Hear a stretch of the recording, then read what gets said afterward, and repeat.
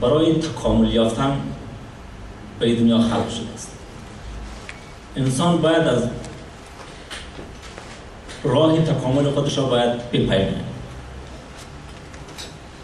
وقتی انسان به تکامل رسید، دیگر نژاد، قومیت، لسانها، حزبها برایش مطرح نیست. صرف خدمت کردن به جامعهش و وطنش برایش ارزش داره. یک موضوع دیگر بهتر است که در قالب یک شعر خدمت شما عرض کنم. گر بنی آدم اعضای یکدیگرند که در آفرینش یک گوهرند، اگر عضو را به دم آورد روزگار، دیگر عضوها را نماند قرار. زمانی که ما تمام افغانستان را یک پیکر، یک تن ما حساب کردیم و خودمون را داخل اون پیکر دیدیم، اون زمان ما ارزش به هر وجه افغانستان ارزش قائل میشیم.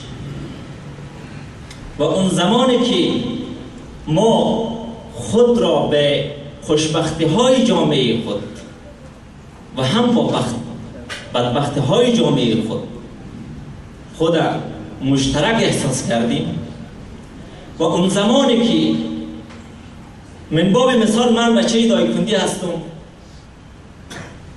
پیشرفت را در جلال آباد پیشرفتی به وجود بیاید خوشحال شدم.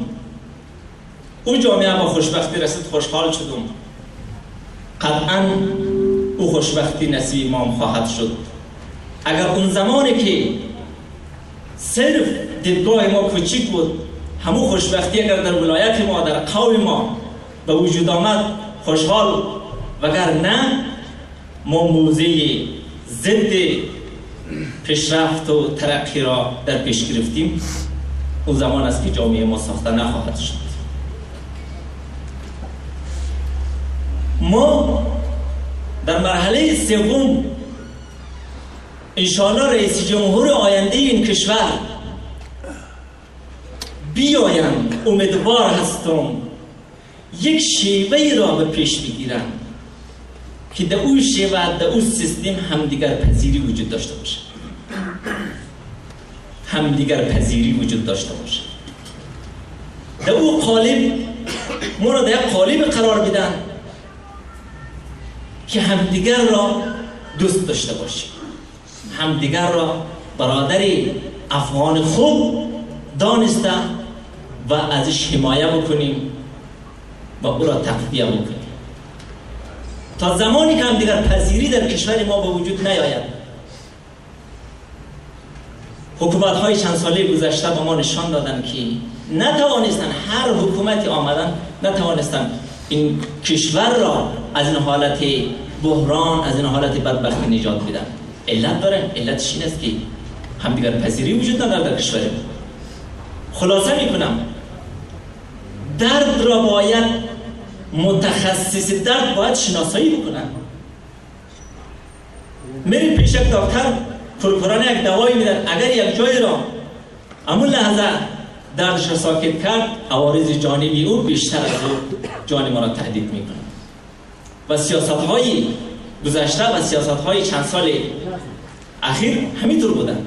یک قشر حمایه شده، یک قشر دیگر زیر لغت از گناه لگد مال شده. خب با امید اون روزی که یک رئیس جمهوری بیاین انشاءالله که شیوهی را در پیش بگیرن که در اون شیوه همدیگر پذیری باشه. السلام علیکم و رحمت الله و برکاته.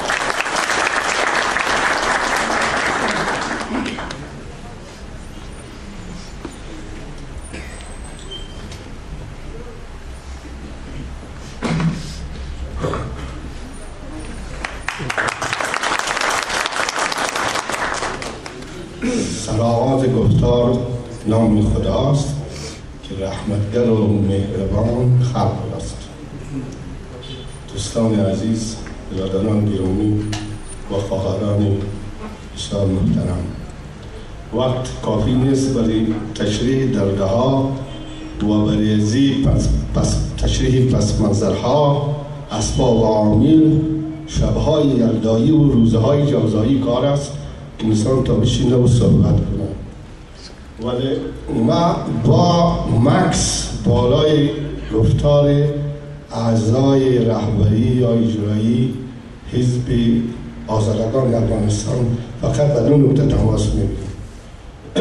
جناب دکتر رسول رحیم شخصیتی با درد ریخته و دانشمند، بسیار تواضعمندانه، اما ما چیزشان خواندم به سایت اینترنتی گفتمان، بسیار تواضعمندانه اما دیدگاه های سیاسی و اجتماعی خود روشن ساختن و حال اینجا بیان کردن.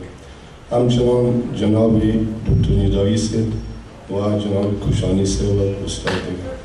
با اون چیزی که ما مکس میکنم، این سوال یک عمده است که من چون از فیض آباد هستم و بعضی دوستان من پرسان میکنم که حزب آزادگان افغانستان با هیچ مداری خود، با این تهی دستی خود، با این تنگ دستی خود چطور باید یک کارزاری بسیار عجیب و غریبی که با بزکشی های بسیار زیاد قوی و خاکباد و دود و غبار و تاریکی و چیزا میمانه این رفتن مرون جاست. ما یک دو دوست از ما پرسان کرد، من گفتم دوستی عزیز، برادر مهربان، دموکراسی، عدالت اجتماعی، سپردن حق مردم برای مردم به حسن یوسف میماند. انشاءالله که اسطوره نیست. وقتی که حضرت یوسف عرضه شد که از چابر آمد، کسانی بودند که با یک کیسه خالی از زر ما خریدار یوسف شدند. حزب آزادگان افغانستان اگر با حکمتداری خود با محدودیتی بسیار کم و حتی هیچ خود که به این کارزار میشتابه، معنیش است که اونمو دوستدار حسن یوسف یا دموکراسی است که با عدم توانمندی خود بر سر بازار میاد.